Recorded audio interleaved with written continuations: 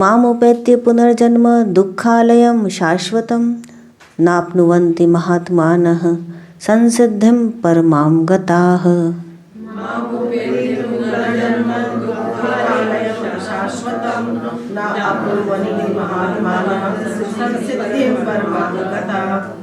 आब्रह्मभुवनालोकाः पुनरावर्तिनोऽर्जुन मामुपेत्य च कौन्तेय पुनर्जन्म न विद्यते।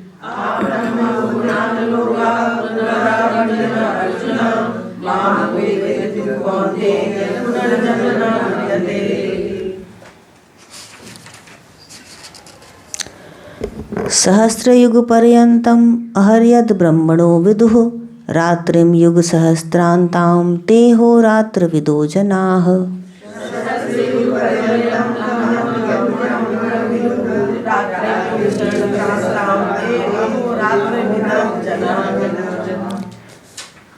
अव्यक्ताद्व्यक्तयः सर्वाः प्रभवन्त्यः रागमे रात्र्यागमे प्रलीयन्ते तत्रैवाव्यक्तसंज्ञके।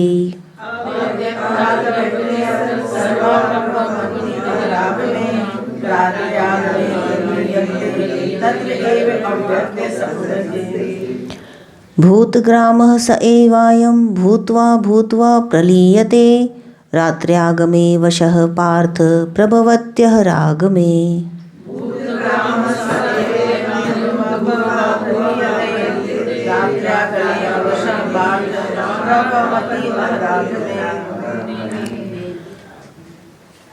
परस्तस्मात्तु भावोऽन्यो अव्यक्तो व्यक्त्यात् सनातनः यः स सर्वेषु भूतेषु नश्यत्सु न विनश्यति।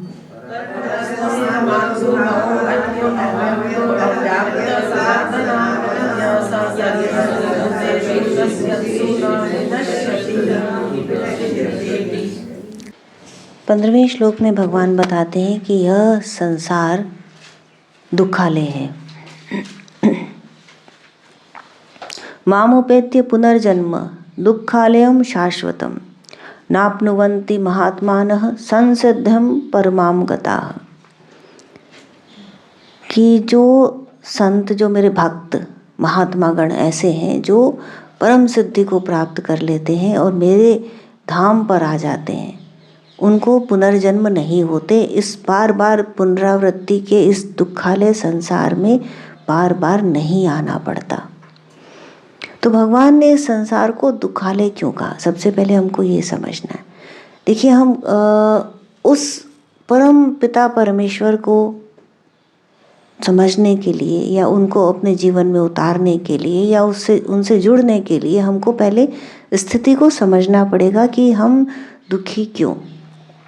एक यही बात अभी जब हमारा मौन ध्यान हो रहा था तो मैंने सबके सामने रखी थी, जो पार्टिसिपेंट्स थे उनके सामने, कि हम वंदना में कहते हैं, पुष्पित है सुरभित बगिया तुम्हारी, कांटों से छलनी आहत क्यों प्राणी। यह एक प्रश्न है।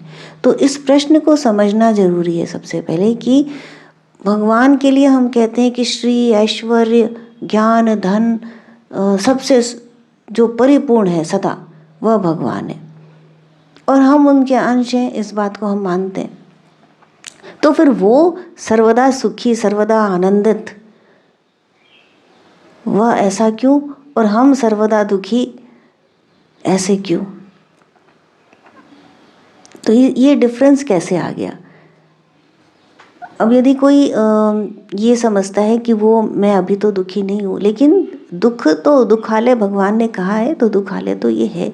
क्यों दुखालय है? तो इस विषय में राम सुखदास जी ने बड़ी अच्छी विवेचना करी है कि वस्तु व्यक्ति और क्रिया में फंसा रहता है जीव। वस्तु में कैसे? कि वस्तु का, प्रत्येक वस्तु का हम अपने प्रयोजन के लिए उपयोग करना चाहते हैं। व्यक्ति में कैसे? कि प्रत्येक व्यक्ति का, जो हमारे परिवार के हैं, हमारे मित्र हैं या हमारे शत्रु हैं, सबका, और जो परिचित है अपरिचित है, सबका हम अपने प्रयोजन के लिए उपयोग करना चाहते हैं। क्रिया में किस प्रकार कि हर क्रिया का हम कुछ भी करते हैं, देखते हैं, सुनते हैं, चलते हैं, फिरते हैं, बोलते हैं, कोई भी क्रिया किसी भी प्रकार की करते हैं, हम उस क्रिया को अपने लिए करना चाहते हैं, उसका फल हम अपने लिए चाहते हैं। तो वस्तु, व्यक्ति और क्रिया को जब तक हम उसका उपयोग अपने लिए करना चाहते हैं, तब तक हमारे लिए सब कुछ दुखालय होगा। क्यों? क्योंकि यदि सुख मिलेगा तो दुख भी मिलेगा, यह निश्चित है। इस संसार को ऐसा बनाया गया है कि इसमें सुख और दुख दोनों आते हैं। तो यदि वस्तु, व्यक्ति और क्रिया का अपने लिए उपयोग किया गया, उससे, जिसको हम साधारण भाषा में एक्सपेक्टेशन कहते हैं, कि यदि ये अपने लिए होगी तो वो दुख भी जनरेट करेगी। जब कभी होगी हमारे लिए और कभी नहीं होगी। जब हमारे लिए होगी तो हमें सुख मिलेगा, और यदि छूट गई, वो खत्म हो गई, क्यों खत्म हो जाएगी, क्यों छूट जाएगी, ये भी देखना पड़ेगा ना, कि ऐसा क्यों जरूरी है। भाई हम हमारे लिए कर रहे हैं, हमें सुख मिल रहा है इस समय, तो आप क्यों कह रहे हैं कि दुखी हो जाओगे? इसलिए कि जगत परिवर्तनशील है, इसलिए कि जो वस्तु है जिसका आप अपने लिए उपयोग करना चाहते हैं, उसका जन्म हुआ है, पहले नहीं थी अब है, तो बाद में भी नहीं रहेगी। वह परमानेंट नहीं है, नित्य नहीं है। जिसका जन्म हुआ है उसकी मृत्यु निश्चित है। तो जो भी वस्तु है, हीरा है, सोना है, खाने की चीज़ें हैं, घर है, जमीन है, जो है आई है वो जाएगी भी, तो इसलिए वह इम्परमानेंट है। लेकिन यदि हम उसको अपने सुख का आधार मानते हैं तो अगेन हमारा सुख भी इम्परमानेंट हो गया, नित्य नहीं है, वह भी एक दिन चला जाएगा, तो अनित्य है। इसी प्रकार जो व्यक्ति है उसका भी जन्म हुआ है और उसका भी मरण निश्चित है, और उसके कार्य व्यवहार भी, जो क्रिया, अगला जो क्या है वह क्रिया है। तो जिस प्रकार आपके क्रिया का, किसी भी क्रिया का आरंभ होता है और अंत होता है, उसी प्रकार उसकी भी क्रियाओं का आरंभ और अंत है। तो कोई ज़रूरी नहीं कि हर क्रिया आपके अकॉर्डिंग हो। तो व्यक्ति का जन्म है, मृत्यु है, उसी प्रकार क्रिया का आरंभ है और अंत है। इसलिए इम्परमानेंट से जैसे ही हम जोड़ते हैं स्वयं को, जैसे ही हम उन्हें अपने सुख का आधार मानते हैं, वैसे ही यह नियति, जिसको हम कहते हैं ना, लिख जाता है कि आप दुख के अधिकारी बन गए, और हमारा संपूर्ण जीवन वस्तु, व्यक्ति और क्रिया के इर्द गिर्द घूमता है। जीव ने अपने आप को जोड़ा, किससे? संसार से। उस परम सत्ता से तोड़ करके उसने अपने आप को इस संसार से जोड़ा, और यही उसके दुख का कारण है। अब भगवान ने 7वें अध्याय में वसुदेव सर्वम कह के संपूर्ण संसार को वसुदेव का स्थान बता दिया। तो वसुदेव का स्थान बता दिया तब तो ये आनंद स्वरूप हो गया। फिर उसको दुखालय कैसे कह दिया? यहाँ पर 8वें अध्याय में उन्होंने दुखालय कैसे कह दिया? तो जो जीव है, आगे के सभी श्लोकों के लिए ये विश्लेषण समझ में आना बहुत जरूरी है कि जीव कौन है और परमात्मा क्या है। तो परमात्मा को समझने के लिए हमें जीव को समझना पड़ेगा। जीव अर्थात जो ये प्राणी समुदाय जो भी कुछ है, इसी को जीव कहा गया है। तो कैसे कहा गया जीव इसको?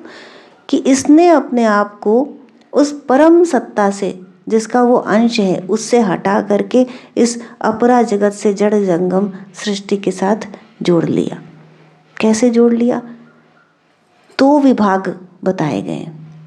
एक विभाग है जो उस चिन्मय सत्ता का विभाग है, जो सदा अपरिवर्तनीय है, जो सब कुछ है, जिसके अतिरिक्त और कुछ है ही नहीं।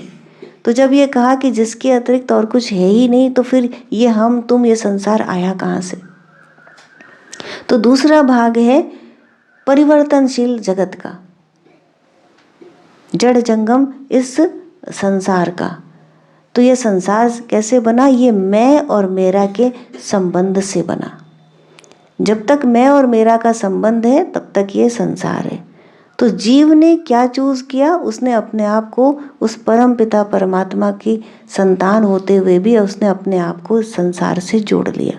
भगवान ने कहा ममैवांशो जीव लोके जीवभूत सनातन, यद गत्वा न निवर्तन्ते तद्धाम परमम मम। कि जो ये जीव है, यह ममेवांशो जीव लोके, कि मेरा यह अंश है, मेरा ही अंश है जीव इस लोक में और सनातन है।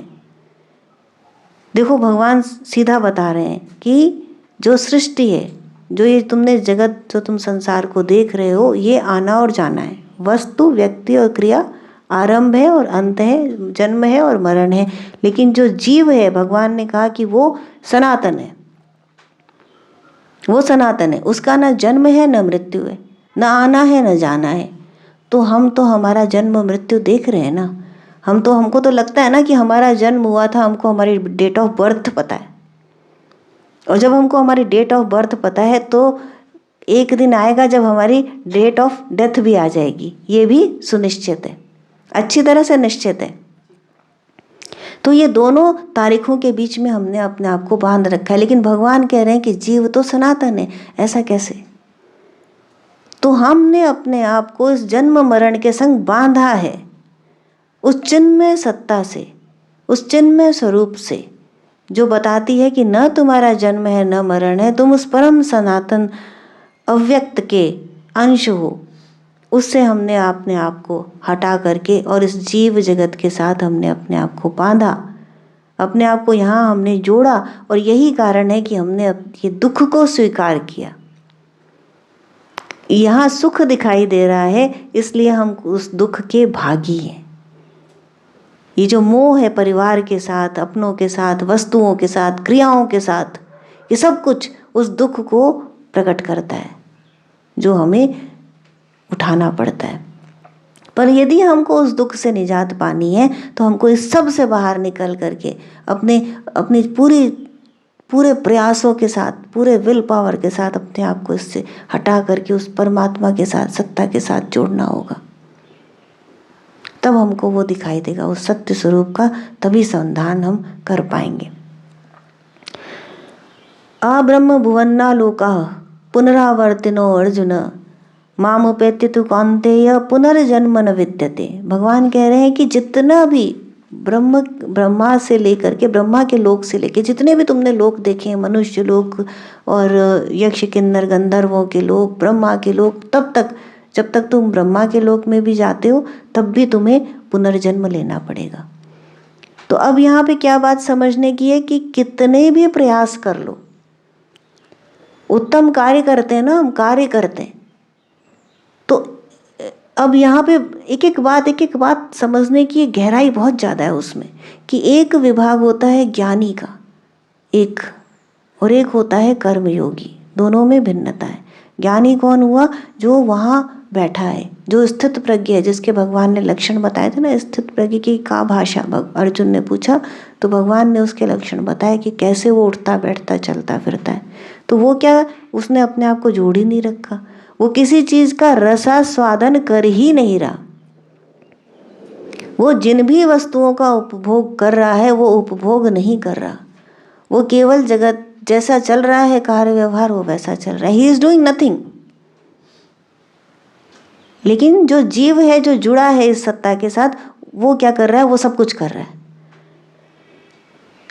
एक ज्ञानी जो खा रहा है, वो खा रहा है केवल क्योंकि खाया जाता है इसलिए वो खा रहा है। Just doing, not doing, but not doing. और जो कर्मयोगी है वो क्या कर रहा है? अपने कर्मों के द्वारा कुछ प्राप्त करने का प्रयास कर रहा है।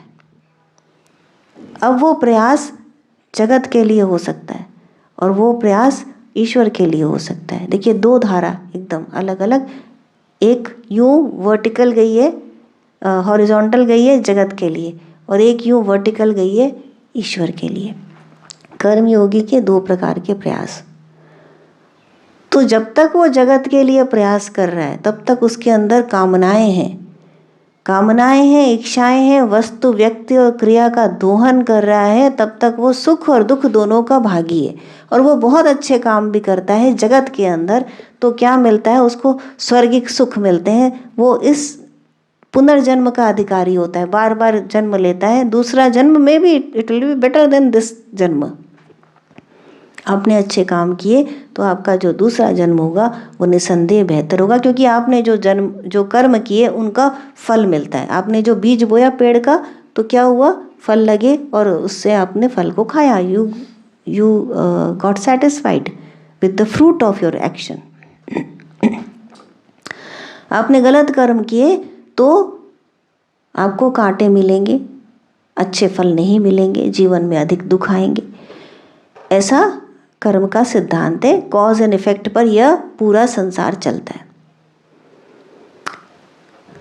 पर क्या हुआ, पुनरावृत्ति हो रही, बार बार पुनर्जन्म हो रहा है और ये साइकिल चलता रहेगा।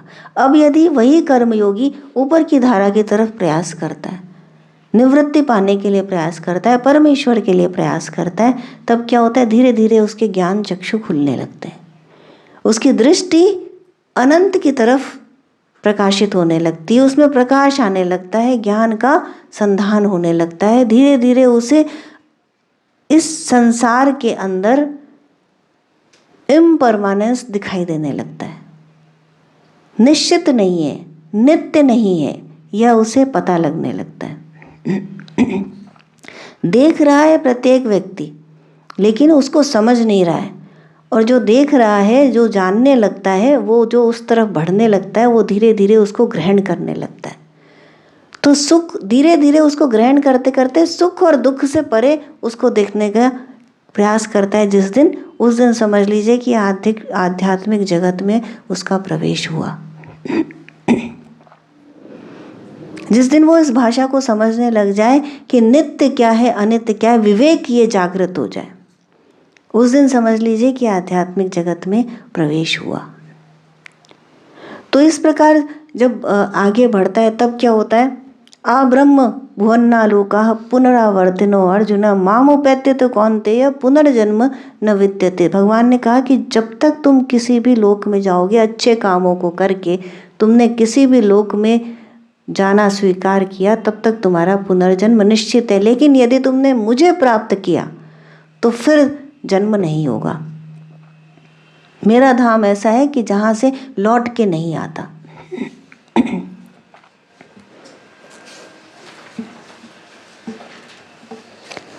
सहस्त्र युग पर्यंतम अहर्यद ब्रह्मणो विदुः। सहस्त्र युग पर्यंतम अहर्यद ब्रह्मणो विदुः रात्रिम युग सहस्त्रांताम ते हो रात्र विदो जनाः। अब यहाँ चतुर्युगों की बात की भगवान ने कि इतने हजार चतुर्युगों की ब्रह्मा की यात्री और हजार चतुर्युगों के उनके दिन को सो साक्षात जानते हैं, वे पुरुष समय के तत्व को यथार्थ जानते हैं।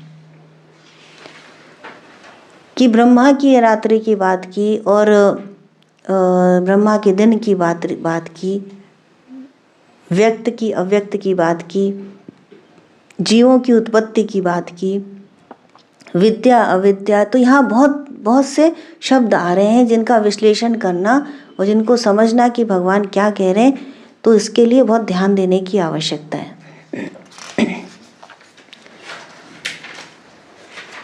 अव्यक्ताद् व्यक्तयः सर्वाः प्रभवन्तः रागमे रात्र्यागमे प्रलीयन्ते तत्रैवा व्यक्त संज्ञके। ब्रह्मा के दिन के प्रवेश काल में अर्थात विद्या दैवी संपद के प्रवेश काल में संपूर्ण प्राणी अव्यक्त बुद्धि में जागृत हो जाते हैं और रात्रि के प्रवेश काल में उसी अव्यक्त अदृश्य बुद्धि में जागृति के सूक्ष्म तत्व अचेत हो जाते हैं। भूतग्राम स एवायं भूत्वा भूत्वा प्रलीयते रात्र्यागमे वशः पार्थ प्रभवत्यः रागमे। हे पार्थ, सब प्राणी इस प्रकार जागृत होकर प्रकृति से विवश होकर अविद्या रूप रात्रि के आने पर अचेत हो जाते हैं। वे देख नहीं पाते कि उनका लक्ष्य क्या है। दिन के प्रवेश काल में पुनः जागृत होते हैं और जब तक बुद्धि है तब तक इसके अंतराल में विद्या अविद्या का क्रम चलता रहता है। अड़गड़ानंद जी सरस्वती की बुक से मैं पढ़ रही हूँ ये।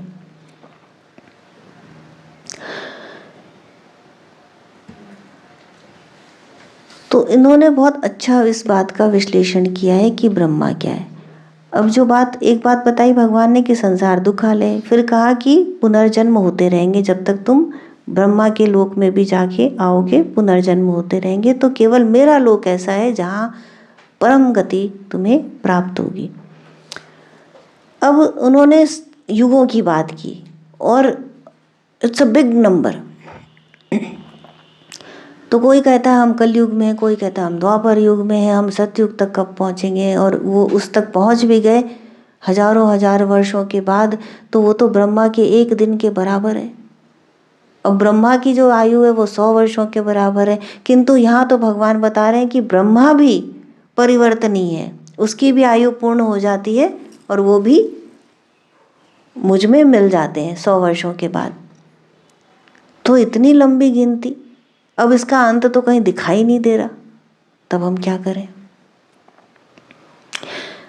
अड़गड़ानंद जी बता रहे हैं कि जो बुद्धि है, यहाँ पर जो बुद्धि की बात की गई, तो बुद्धि क्या है, ब्रह्मा की बात की गई तो ब्रह्मा क्या है, इसको हमको समझना होगा। तो वो बुद्धि जो ईश में प्रवेश पाती है वही ब्रह्मा है। जो अव्यक्त से जो व्यक्त हो रहा है वही व्यक्ति है। अव्यक्त क्या है, जो बुद्धि है, जो महत है, बुद्धि है, वह अव्यक्त है। और जो व्यक्त हो गया, प्रकट हो गया, प्रकाश में आ गया, वह व्यक्ति। अव्यक्ति तो व्यक्ति शब्द समझते हैं ना, व्यक्ति हम सब एक दूसरे को कि व्यक्ति कहते हैं, व्यक्ति कहते हैं, लेकिन हमने कभी इसको जानने का प्रयास नहीं किया कि हम व्यक्ति क्यों कहते हैं। क्योंकि व्यक्त है इसलिए व्यक्ति कहते हैं। तो अव्यक्त क्या है, तो अव्यक्त को जानने की चेष्टा करनी पड़ेगी कि अव्यक्त क्या है। तो जो बुद्धि है, यहाँ पर बुद्धि का एक विस्तृत स्वरूप है। मन, बुद्धि, चित्त, अहंकार, ये अंतःकरण माने जाते हैं। तो प्रारंभिक काल में काफ़ी जगह और बाद में भी ऐसा माना गया कि केवल बुद्धि को ही अंतःकरण के चारों विषयों के लिए ले लिया एक साथ, और बुद्धि की बहुत सी प्रवृत्तियां, जो असंख्य प्रवृत्तियां हैं, उनको देखा गया। यही धारणा है यहाँ पर। तो जो बुद्धि है, जैसे आप एक व्यक्ति हैं, व्यक्त हैं, आप एक व्यक्ति हैं, जीव हैं हम सब, तो हमारे अंदर एक बुद्धि है।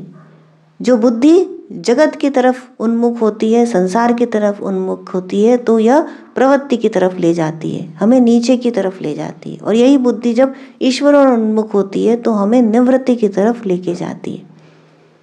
तो जब आगे बढ़ती है, जैसा अभी बताया था ना कि जब तक संसार की तरफ रहती है तब तक पतन की तरफ रहती, और जैसे जैसे हम ईश्वर उन्मुख हुई, उसमें ज्ञान का प्रकाश आया।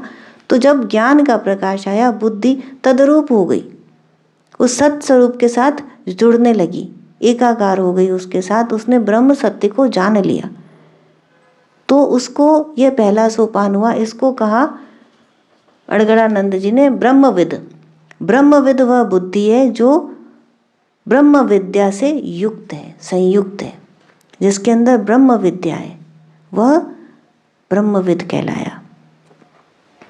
तो जीव ने जब प्रयास किया भगवान को जानने का, तो कर्म योगी से निकल करके वह ब्रह्मविद कहलाया। अब जो दूसरा सोपान आया, वह ब्रह्म विद्या में श्रेष्ठता पाई। अभी तो केवल जाना है, अभी उसमें श्रेष्ठता पानी बाकी है। तो और ऊपर उठे, उसमें स्थिति आने लगी, तो श्रेष्ठता पाई। उसे कहा ब्रह्म विद्वर। वह है जिसे ब्रह्म विद्या में श्रेष्ठता प्राप्त करी। अब तीसरा सोपान आता है ब्रह्म विद्रियान। यह वह बुद्धि है जिससे ब्रह्म विद्या में दक्ष ही नहीं होता, बल्कि उसका नियंत्रक और संचालक भी बन जाता है। अब नियंत्रक और संचालक किसके बन गए? आप अपने संसार के, अपने जगत के नियंत्रक और संचालक बन गए। अरे ऐसे कैसे हम अपने संसार के नियंत्रक और संचालक बन जाएंगे? वो तो वो है, तो वो कौन? भगवान क्या कह रहे हैं? ममेवांशो जीवलोके जीवभूत सनातन, कि तुम और मैं दोनों सनातन है, और तुम कौन हो? मेरे ही अंश हो। तो फिर जुदा कोई हुआ ही नहीं, दो कोई है ही नहीं, यहाँ पर एक की बात हो रही केवल। लेकिन जीव ने स्वयं को जोड़ लिया अपने मैं और मेरे के संसार से, इसलिए उसे बहुत दिखाई दे रहे हैं। दो भी नहीं दिखाई दे रहे, अनेक दिखाई दे रहे हैं। बहुशाखा वाली बुद्धि हो गई उसकी। दूसरे अध्याय में, तीसरे अध्याय में भगवान ने बताया ना कि बहुशाखा जो बुद्धि है वह क्या है, वह नहीं बता रही है तुमको, उसका ज्ञान नहीं दे रही है। तुम साइंस का ज्ञान प्राप्त कर लो, मैथ्स का ज्ञान प्राप्त कर लो, ज्योग्राफी, हिस्ट्री, तुम नासा में साइंटिस्ट बन जाओ और अधिक स्पेस का ज्ञान प्राप्त कर लो, 1 स्टार 2 स्टार इस गैलेक्सी का ज्ञान प्राप्त कर लोगे, कहाँ तक चले जाओगे? एक लाइफ टाइम में कितना ज्ञान प्राप्त कर लोगे? यह सृष्टि तो अनंत दिखाई देती है, नहीं मिल सकता।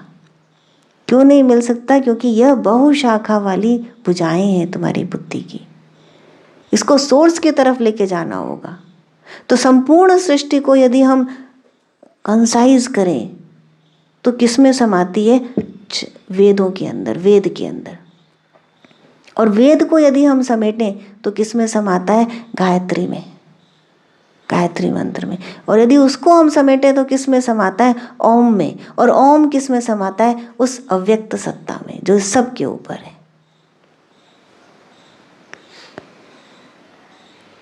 जो तुरीय अवस्था है, जो कबीर का चौथा राम है, जो अव्यक्त स्वरूप है, उसको हम कहें कि हम तुम्हें भगवान कैसे जाने, तो वो व्यक्त रूप में जब आता है तो एक अक्षर ओम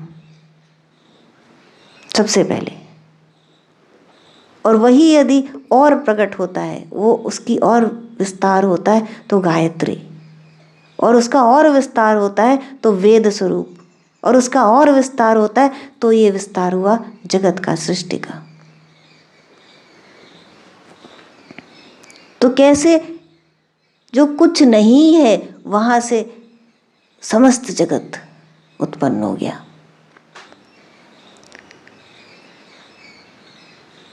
अब प्राणी परेशान क्यों? क्योंकि वो समस्त जगत जो उत्पन्न हो गया बहुशाखा वाला, उसके पेड़ पत्तों में फंसा हुआ है, कांटों में उलझा हुआ है, उसमें उनको पाने का प्रयास कर रहा है।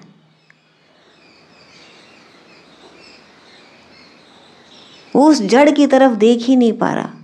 13वें अध्याय में हम देखते ना, भगवान बताते हैं उल्टा जीवन का पेड़ है ये, तो जड़ ऊपर है, जो सोर्स है वो ऊपर है, लेकिन तुम कहाँ फंसे हुए हो? तुम पत्तों में, शाखाओं में, टहनियों में, बालियों में फंसे हुए हो। हम वही चाह रहे हैं, उसी के लिए बार बार प्रयास कर रहे हैं, और एक चीज यदि नहीं मिलती तो हम तड़प उठते हैं, ये दुख। लेकिन हम भूल जाते हैं, बार बार भूल जाते हैं कि ये कुछ भी नित्य नहीं है। जो अभी है वो कल नहीं रहेगा, जो कल था वो आज नहीं है। पीछे मुड़ के देखिए, आपने जो जिस चीज के लिए आपने जान दी, उस चीज की आज कोई महत्ता ही नहीं है। छोटी छोटी चीजें होती है ना जीवन की, कि जैसे माँ होती है कि यहाँ एडमिशन नहीं हुआ बच्चे का तो पता नहीं क्या हो जाएगा। आज आप इतने बड़े हो गए, क्या फ़र्क था यदि वहाँ एडमिशन होता या नहीं होता। कि यदि 19 मार्क आए 20 में तो 20 क्यों नहीं आए, कितना परेशानी। और 10 साल बाद याद भी नहीं। जब कुछ खाना बनाते हैं तो लगता है ये चीज़ खराब कैसे हो गई, या आज कुछ करने का मन है, यदि आपने कुछ कहीं गए, आपको जो वस्त्र पहनने थे उसमें प्रेस नहीं था, आप कितने परेशान हो गए। स्मॉल थिंग्स इन लाइफ जिसके लिए हम कितने परेशान होते हैं। ये छूट गया बिजनेस में, आज हम ये नहीं कर पाए, या ये वाला जॉब चला गया हमारा, पहाड़ टूट गया, लगा सब खत्म हो गया। दूसरा जॉब मिल गया और आप भूल गए, 10 साल बाद आपको याद भी नहीं। बड़ी चीजों की नहीं, छोटी छोटी चीजों की बात करिए, कितना दुख उठाते हैं। But this is what your divine plan is. हर मोमेंट तराश रहा है तुमको, उधर ले जाने के लिए बना रहा है तुमको। जो दुख है, जो सुख है, वो क्या है? उस डिवाइन प्लान का हिस्सा। तो क्या होता है यदि इस तरह देखेंगे तो उधर देखेंगे। काम तब भी आप ये कर रहे हैं, लेकिन संसार की तरफ से दृष्टि हटा के उधर ले जाइए। That is the key point. तो होता क्या है कि लोग सीख लेते हैं इस बात को बोलना, लोग सीख लेते हैं तो वो केवल शब्द भर रह जाते हैं कि जो कुछ हो रहा है कोई नहीं, वो तो प्रभु इच्छा है। प्रभु इच्छा तो क्या है वो आपको पता ही नहीं, आपके दिल में क्या जो चल रहा है वो कुछ और है। तो जो बुद्धि है वो हृदय से संचालित है आपके, यहाँ से संचालित नहीं है, यहाँ से संचालित है। श्रद्धा की बात की है भगवान ने, केवल भक्त को महात्मा कहा है। राम सुखदास जी बताते हैं इतनी सुंदर बात की पूरी भगवत गीता में जहाँ भी अर्जुन के लिए महात्मा शब्द आया है वो केवल और केवल भक्त के लिए आया है। 4 भगवान ने बात की ना, कर्म योगी, ज्ञान योगी, राजयोगी और भक्ति योग। तो सारी बात एक तरफ और भक्ति एक तरफ। और भक्ति कौन सी? वो घंटी बजाने वाली अंधी भक्ति की बात नहीं कर रहे, दौड़ दौड़ के जा रहे हैं मंदिर के तीर्थों के लिए, उस भक्ति की बात नहीं कर रहे भगवान। उस निराकार निर्गुण ब्रह्म के लिए जो प्रेम है, जो डिवोशन है, जो उसको जानने का प्रयास है, जो जिज्ञासा है, जो तड़प है उसको पाने की, अपने सत्य स्वरूप को जानने की, उस भक्ति की बात कर रहे हैं भगवान। कि जो जिज्ञासु है वो जब ज्ञानी बनने की तरफ आगे बढ़ता है ना, भगवान कहते हैं उससे प्रिय मेरा कोई है ही नहीं। और वो इस पुनरावृत्ति के चक्र से बाहर निकल जाएगा। कैसे निकल जाएगा? खड़े खड़े निकल जाएगा, इसी वक्त निकल जाएगा। कैसे निकल जाएगा? हम तो देख रहे हैं हमारा अभी मैंने कहा डेट ऑफ बर्थ तो रटा रहता है, डेट ऑफ डेथ वो भी होगी। तो इसके बीच में ये 2 के बीच में फंसा है, तो कैसे उस चक्र से निकल गए? नहीं निकले। तो भगवान कहते हैं तुम निकले हुए हो, तुम उस चक्र के अंदर हो ही नहीं, तुम केवल देख रहे हो इसको प्रकट होता और इसको मरता। तुम इधर मत देखो, तुम उधर देखो, तब तुम देखोगे कि तुमने अपने आप को शरीर रूपी पिंजरे से बांध रखा है। ये बंधन मैंने नहीं बनाया, ये बंधन तुमने मैं और मेरा की सृष्टि से बनाया।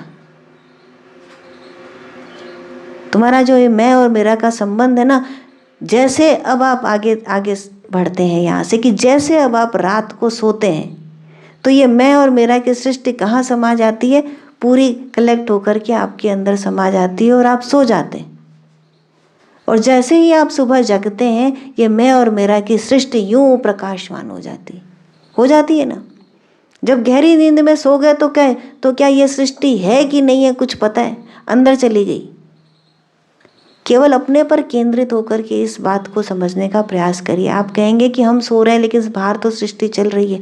नहीं, if you are into yourself you will no.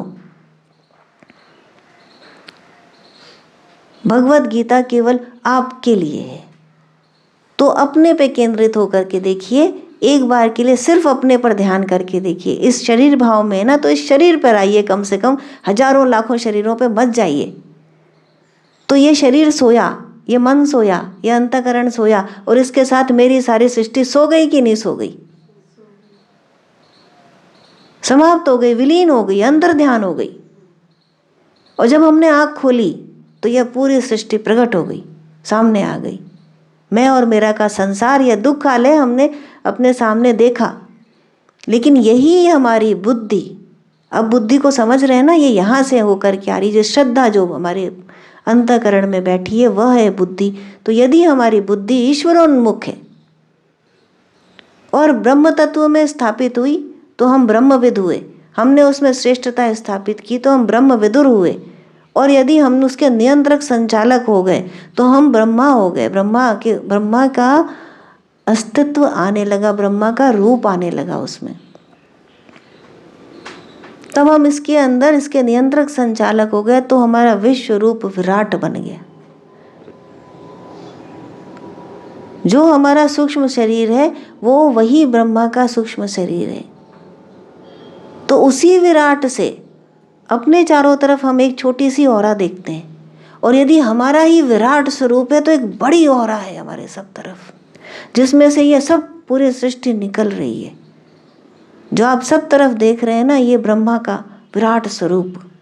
जैसे हम सोए और जागे वैसे ही वो भी सोया और जागा। कौन? हमारा ही विराट स्वरूप, कोई दूसरा नहीं, वही ब्रह्मा है। कौन कैसे हुआ वो ब्रह्मा? यूं हम ब्रह्मा नहीं हुए। जब तक हमारी जगतोन्मुख दृष्टि है हम ब्रह्मा नहीं है। जब ईश्वरोन्मुख दृष्टि है और उसमें स्थापित हो गई है, हमने श्रेष्ठता हासिल कर ली है और वहीं स्थापित हो गए, तो हमने क्रिएशन स्टार्ट कर दिया। यही ब्रह्मा है, यह अद्वैत स्वरूप है। और अभी चौथा सोपान बाकी है। चौथा सोपान है ब्रह्म विद्वरिष्ठ। ब्रह्म विद्वरिष्ठ वही बुद्धि जो ब्रह्म स्वरूप होती जा रही है, ब्रह्मा के साथ एकाकार, ब्रह्म के साथ एकाकार स्थापित करती जा रही है, वह ब्रह्म विद्वरिष्ठ हो गई। उसमें क्या हो गया? ईश का प्रवाह आ गया, इष्ट देवता का। आपका जो इष्ट देवता है ना, जिसको देवता का, वो ब्रह्म स्वरूप ही है, देवता नहीं है। कोई भी देवता एग्जिस्ट नहीं करता, भगवत गीता कहती है। भगवान कहते हैं तुम जिस देवी देवता पे फूल पत्ते चढ़ाते हो वो मैं ही हूँ, मेरे अतिरिक्त कोई नहीं। इस अध्याय के सभी श्लोक बताते हैं कि केवल और केवल श्री कृष्ण का निर्गुण निराकार जो स्वरूप है वही परमात्मा है। पत्रम पुष्पम फलम तोयम यो में भक्त्या प्रवर्जित। जो भी मेरे भक्त मुझे चढ़ाते हैं वो मैं ही घर ग्रहण करता हूँ। तो जिस जिस देवता को, किसी पत्थर को, किसी पेड़ को, किसी नदी को, किसी संगम को जो आप जाकर के आहुति देते हैं अपनी श्रद्धा की, वो वहीं जाती है। लेकिन क्योंकि जब तक आप विभिन्नता देख रहे हैं, कभी किसी देवी देवता, कभी किसी तीर्थ मंदिर, कभी किसी पुस्तक, जब तक आप इन आकारों को देख रहे हैं तब तक आप पुनरावृत्ति के भागी हैं, तब तक आपका बार बार पुनर्जन्म होगा। बार बार इस दुखालय को आपको सहन करना पड़ेगा। लेकिन इसके अंदर यदि आपने उस परमात्मा का स्वरूप देखना आरंभ कर दिया, उस एक का स्वरूप देखना आरंभ कर दिया, और इन वस्तु, व्यक्ति और क्रिया के भोग से निकल के परमात्मा को जानने का प्रयास आरंभ कर दिया, तो शीघ्र ही भगवान कहते हैं मैं तुम्हें अपना लूंगा। कि केवल मुझ पर आश्रित रहो, केवल मेरी शरण हो और केवल मेरी शरण हो। हम भगवान की शरण लेते हैं, लेकिन साथ साथ अपने बॉस की शरण लेते हैं, अपने धन की शरण लेते हैं, अपने फूड की शरण लेते हैं। अरे खाना खत्म हो गया तो क्या खाएंगे? फूड की शरण हुई ना। भगवान की शरण कैसे हुई? कि जब बात हो रही थी ना उस दिन योगानंदा की ऑटोबायोग्राफी में, कि उन्होंने क्या किया, रुपए की शरण नहीं ली, किसी व्यक्ति की शरण नहीं ली, किसी वस्तु की शरण नहीं ली, किसी क्रिया की शरण नहीं ली। उन्होंने केवल भगवत शरण ली कि वो ही शरण, उसी पे आश्रित हूं और केवल वही है मेरे साथ। तो उसने किया। तो भगवान कहते हैं जब मेरा भक्त केवल और केवल मुझ पर आश्रित है तो मैं उसको अपने लोक में स्थान देता हूँ, और फिर पुनरावृत्ति नहीं होती। तो अभी तक हम दो की बात कर रहे हैं, भगवान का लोक और हमारा वहां जाना। तो जब बुद्धि का जो चौथा सोपान है, ब्रह्म विद्वरिष्ठ बुद्धि, जहाँ ईष्ट का प्रवाह होने लगता है तो प्रकाश आ जाता है। अब ये प्रकाश क्या है? ये जागृतावस्था है, ये ब्रह्मा का जागृतावस्था है। जो आगे के श्लोकों में हम देख रहे हैं ना कि ब्रह्मा के दिन में जीवों के अंदर चेतना आ जाती है, सृष्टि प्रकट हो जाती है, और ब्रह्मा की जब रात्रि होती है तो सृष्टि, उसके अंदर जीवों की चेतना उसमें समा जाती है, और हम युगों को देख रहे हैं। तो ये एक विश्लेषण का तरीका हुआ कि जो पाठ्य पुस्तक की तरह पढ़ के उसका विश्लेषण किया जाए वो यही होगा। पर यदि हम ये देखें कि भगवत गीता एक योग साइंस है, योग विज्ञान है, तो इसके अंदर फिर हमें मुनियों का, संतों का, महात्माओं का विश्लेषण जो मिलता है वो ये कह रहे हैं, गुरुओं का आशीर्वाद ये कह रहा है, वह ज्ञान दे रहा है। तो क्या ज्ञान दे रहा है? कि उस तरफ देखो, कि अब तुम उधर देखो। अब ये जो जग, जो सहस्त्र युगों की गणना है, ये अंदर ही हो रही है, अंतःकरण के अंदर ही भाषित है। तो जब अंतःकरण के अंदर प्रकाश हुआ, ब्रह्म में स्थापना हुई बुद्धि की, और उसने देखा कि वही क्रिएटर है, वही बना रहा है, उस बुद्धि के अंदर जब प्रकाश आया ईश्वर का, भगवान का, परमात्मा का, तो जितनी भी वृत्तियां व्यक्त थीं, अब व्यक्ति को समझिए कि जो व्यक्त है वह व्यक्ति, तो जितने भी जीव व्यक्त हैं, बाहर घूमते फिरते दिखाई दे रहे हैं, जो व्यक्त हैं, उन सब के अंदर उस चेतना का प्रसार। और तब क्या, जितनी भी अंदर की वृत्तियां हैं वो सब ईश्वरोन्मुख। तो पूरी धारा जो यूं जा रही थी वो यूं उठ गई। अब इसको क्या कहते हैं? राधा। ऊपर जाने वाली धारा कहलाती है राधा। सब देखिए कैसे एक से दूसरी बात जुड़ती चली जाती है। तो बुद्धि की असंख्यों वृत्तियां हैं, 1 2 3 4 वृत्ति नहीं, असंख्यों वृत्तियां हैं, और वो सब के सब उस प्रकाश धारा से प्रेरित होकर के ईश्वरोन्मुख हो गई, ब्रह्म की तरफ जाने लगी। तब क्या हुआ, ये जो संसार है, ये सब क्या है, जितने भी भूत समुदाय वो चेतन हो गए, उनको अपने लक्ष्य का, अपने स्वरूप का ज्ञान हो गया। स्वरूप का ज्ञान और लक्ष्य का ज्ञान, दो बात। कि स्वरूप क्या है, हमारा स्वरूप है अचिंत्य स्वरूप, सच्चिदानंद। जीव का स्वरूप कुछ और नहीं है, सच्चिदानंद घन परमात्मा के अतिरिक्त जीव का कोई स्वरूप नहीं है। लेकिन क्योंकि हमने अपने आप को दुख खाले से बांध रखा है, तो लक्ष्य क्या है, उसी स्वरूप को पुनः प्राप्त करना।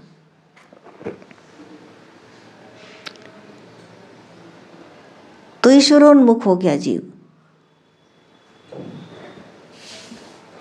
सहस्रयुग पर्यंतम अयत ब्रह्मणो विदुः रात्रिम युग सहस्त्रांताम तेहो रात्र विदो जना। तो दिन और रात विद्या और अविद्या के रूपक हैं। यहाँ पे ब्रह्मा का दिन और ब्रह्मा की रात क्या है, कि जो ब्रह्म में स्थापित हुई बुद्धि है, जो ब्रह्माकार वृत्ति है, वह क्या, उसमें यदि दिन है तो परमात्मा का प्रकाश है, और तब क्या, जो जितने भी जीव समुदाय हैं वह चेतन उस परमात्मा की तरफ लक्ष्य करके बैठे। लेकिन यदि कुसंगति में आ गई, वही विद्या माया के अंदर आ गई, देखिए वहां तक जाके भी विद्या के अंदर अविद्या आ सकती है। एक और बात जो यहाँ जानने की है, कि जो 4 बुद्धि बताई अड़गड़ानंद जी ने, तो अंतिम बुद्धि तक माया का प्रभाव है। साधक अंतिम बुद्धि तक वह साधक है, वह पूर्ण पुरुष नहीं हुआ, परमात्मा में स्थापित नहीं हुआ। क्यों? क्योंकि ब्रह्मा भी बन गया, नियंत्रक और संचालक हो गया अपने जीव जगत का, और इष्ट का प्रभाव हो गया 4थे सोपान पे। लेकिन अभी भी माया का प्रभाव है, अभी भी अविद्या आ सकती है। कुसंगति से, किसी एक सोच से वो गिर सकता है वहां से, और ये बार बार चलता रहता है, ये क्रम बार बार चलता रहता है। यही पुनर्जन्म है, यही दिन और रात है ब्रह्मा का, यही पुनर्जन्म है। बार बार अंधकरण में होने वाला यही पुनर्जन्म है, कि बार बार तुम गिरते हो, बार बार तुम उठते हो। जो ये सामने जो शरीरों का जन्म और मृत्यु देख रहे हैं, ये तो जन्म मृत्यु है ही नहीं, ये तो प्रकट होना और अप्रकट होना है, व्यक्त होना और अव्यक्त होना है, कि अभी आया और अभी नहीं है। ये कहाँ जन्म और मृत्यु है? इतने सब के सब एक बड़ी दृष्टि से देखिए, कि सब का सब भूत समुदाय बार बार उत्पन्न हो रहा है, बार बार लय हो रहा है, बार बार उत्पन्न हो रहा है, बार बार लय हो रहा है। और ये जो ब्रह्मा का होने लगता है, तो उसको हम सर्ग और प्रलय कहते हैं, सृष्टि और प्रलय कहते हैं ना। ये भी वही है, बार बार उत्पन्न होना, बार बार लय होना। तो ये परिवर्तन का चक्र चलता रहेगा तब तक, जब तक कि इस सब के, इस पूरे चक्र के बाहर न निकल जाओगे। तो कैसे होगा? वह चेतना आने से होगा, ब्रह्म चेतन होने से होगा। तो ब्रह्मा का जब दिन और रात होता है, तो सृष्टि का सर्ग और प्रलय होता है। लेकिन ब्रह्म चेतना आ जाती है एक बार, तो फिर यह सर्ग और प्रलय बंद हो जाता है।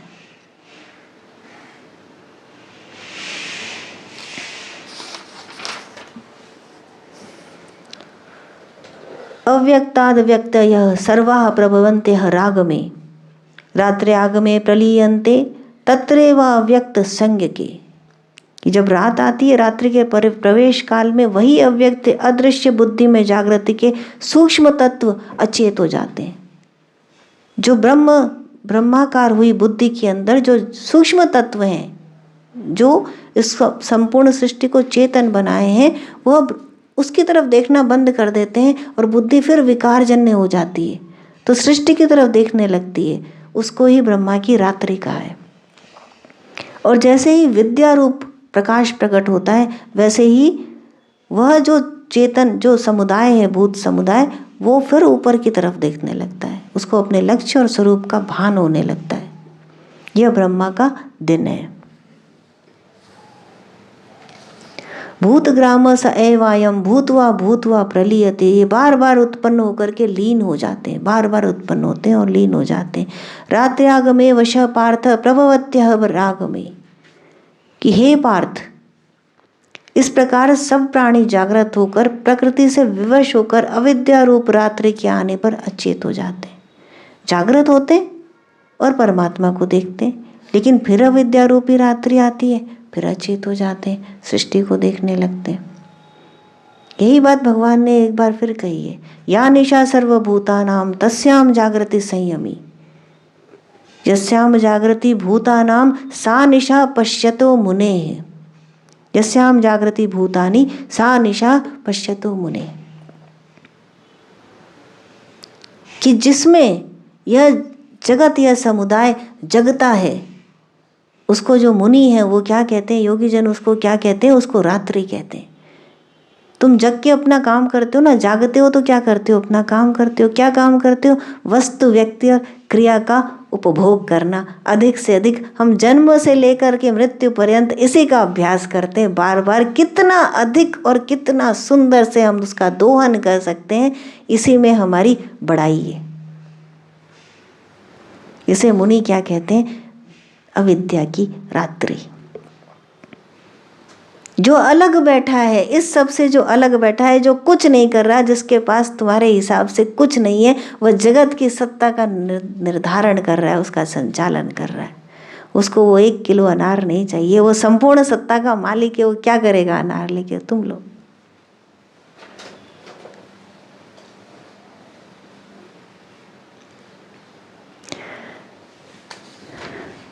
परस्तस्मात् भावोऽन्यो अव्यक्तो व्यक्तात् सनातनः यः स सर्वेषु भूतेषु नश्यत्सु न विनश्यति। एक तो ब्रह्मा अर्थात बुद्धि अव्यक्त है। अव्यक्त से भी ऊपर की बात हो रही है, 4 बुद्धि की बात हुई। अब एक तो बुद्धि अव्यक्त है, जो बुद्धि है वह क्या अव्यक्त। भगवान इसमें क्या बात कर रहे हैं कि अव्यक्त से जो व्यक्त हो रहा है उसकी बात कर रहे हैं, है ना। तो जो बुद्धि है वह अव्यक्त है, इंद्रियों से दिखाई नहीं पड़ती, लेकिन इससे भी परे एक सनातन अव्यक्त भाव है, जो भूतों के नष्ट होने पर भी नष्ट नहीं होता। अर्थात विद्या में सचेत और विद्या में अचेत, दिन में उत्पन्न और रात्रि में विलीन भावों वाले अव्यक्त ब्रह्मा के भी मिट जाने पर वह सनातन अव्यक्त भाव निरंतर रहता है, जो कभी नष्ट नहीं होता।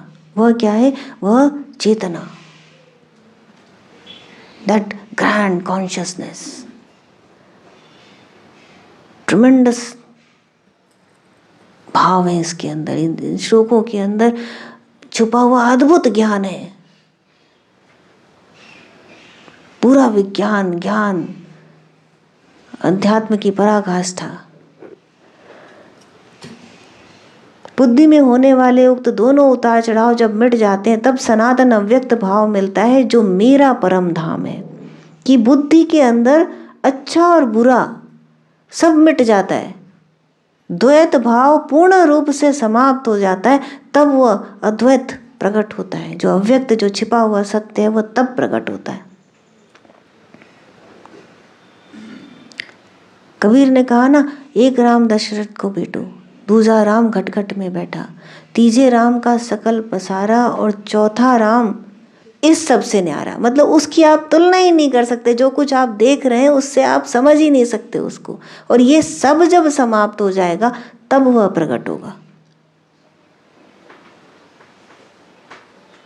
नहीं दिखेगा तब तक। जब तक हम आकारों को देख रहे हैं, जब तक हम उनके गुणों को देख रहे हैं, जब तक हम रूपों को देख रहे हैं, नाम को देख रहे हैं, उपाधियों को देख रहे हैं, तब तक हम उसके पीछे छिपी सत्ता को देख ही नहीं सकते। उस अप्रकट अव्यक्त भाव को हम प्राप्त ही नहीं कर सकते, पहुंच ही नहीं सकते हम वहां तक। एक क्रिस्टल होता है, उसको यदि आप गुलाब के फूल के सामने रख दें तो वो गुलाबी हो जाए, लेकिन क्रिस्टल का अपना स्वभाव क्या है, वह पारदर्शी है, उसके अंदर कोई कलर नहीं है। तो जो कुछ जिसके सामने रखा है, उस उपाधियों से उसका अलंकरण हो रहा है, जो इम्परमानेंट है, जब आप किसी मिरर के सामने खड़े होते हैं, शीशे के सामने, दर्पण के सामने खड़े होते हैं, तो जो भी कुछ उसके अंदर दिखाई देता है वह क्या है? उस दर्पण का सत्य स्वरूप नहीं है। वह रिफ्लेक्ट कर रहा है, जो उसके सामने है उसको वो रिफ्लेक्ट कर रहा है। यदि वो हटा दिया जाए सामने से तो दर्पण उसको लेके नहीं बैठा है।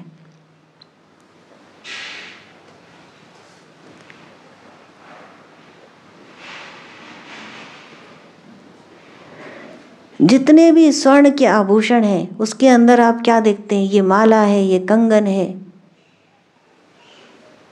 ये बिछिया है, ये पायल है, ये अंगूठी है, ये इस तरह के आभूषणों को देखते हैं, लेकिन उसके अंदर छिपा स्वर्ण नहीं दिखाई देता। हम ये नहीं कहते कि ये स्वर्ण है, हम क्या कहते हैं? ये अंगूठी है।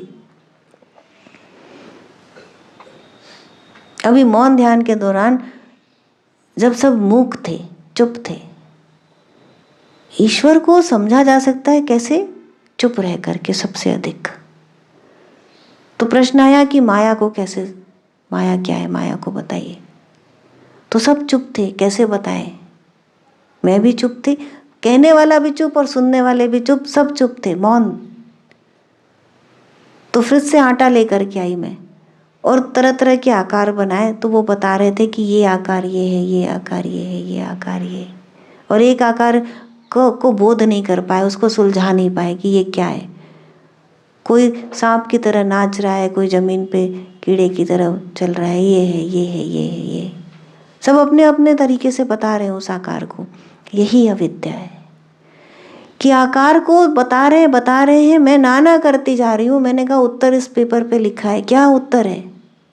उत्तर क्या है? तो उत्तर था आटा। वो नहीं दिख रहा था,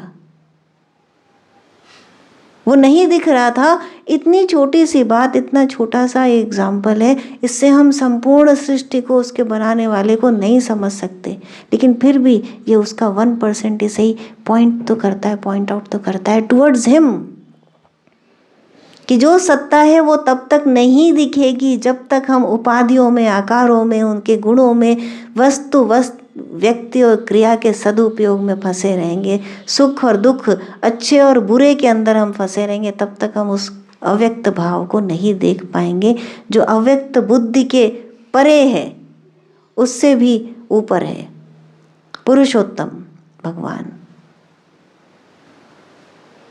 एको हम द्वितीयो नास्ति, वही एक है, दूसरा कोई नहीं। अहम ब्रह्मास्मि तत्त्वमसि प्रज्ञानाम ब्रह्म। ये जो महावाक्य हैं ये उसी को, एक को दिखा रहे हैं। और इन्हीं महावाक्यों से यह वेद का सृजन हुआ है। और इसी को और हम संकुच और ही हम प्रिसाइज कर दें तो ओम में आ जाता है, एकाक्षर ओम। और इससे भी ऊपर जो अव्यक्त ब्रह्म है वह सनातन दिव्य, जिसके प्रकाश से यह सूर्य और चंद्र भाषित हैं। वह